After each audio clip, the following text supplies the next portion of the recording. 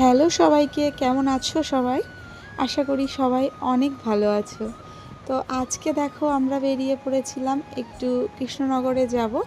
আর ওই যে একটা কথা বলেছিলাম না আগে, যে আমাদের কেনাকাটার কোনো শেষ নেই, বাঙালি তো।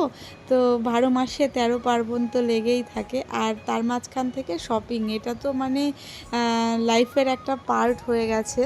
তো আজকে চলে গেছিলাম কেনাকাটা করার জন্য, সেটা হচ্ছে ভাইদের জন্য, ভাইফোঁটা স্পেশাল কেনাকাটা আর কি।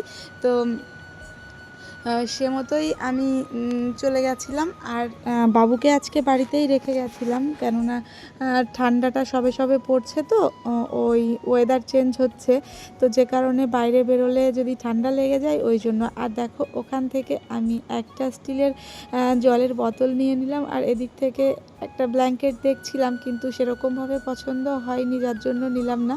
তো তারপর টুকিটাকি কিছু খাবার, বিস্কুট, আরও এটা ওটা নিলাম, নিয়ে তারপর আমরা চলে যাব বাড়ির দিকে। ওই যে বাবুকে রেখে এসেছি বাড়িতে, যে জন্য তাড়াতাড়ি চলে যেতে হবে। আর বাবুকে নিয়ে আসলেও তাড়াতাড়ি চলে যেতে হয়। তো দেখো কেনাকাটা কমপ্লিট, প্রায় কমপ্লিট, এখনও বাকি আছে, কমপ্লিট তো হয় না সেভাবে।